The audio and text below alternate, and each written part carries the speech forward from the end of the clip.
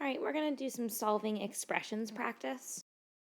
Here we're going to solve this expression, knowing that y actually equals 2.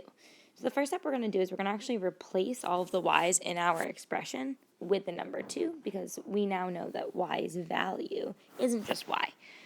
It's really important to rewrite your entire expression with the correct numbers instead of trying to do it all mentally.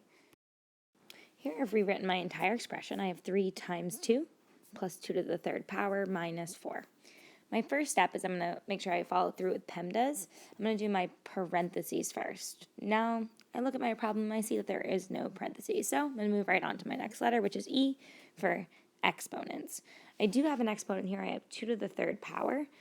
This means 2 times 2 times 2, not 2 times 3. So 2 times 2 is 4, times 2 is 8.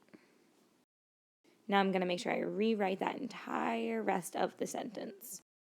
All right, I've rewritten it. 3 times 2 plus 8 minus 4. Next thing I want to do is multiplication and division. My multiplication comes first. I have 3 times 2, which is 6. Rewriting the whole problem again. Now I'm going to go left to right with addition and subtraction. If subtraction was first, I would have done that, but addition is first in this one. 6 plus 8, which we have 14, minus 4, which is 10. You should see when solving expressions, when solving expressions, you would want to see this type of pyramid, triangular type of pattern, where you start off long and you shorten it with multiple steps until you come to that final answer.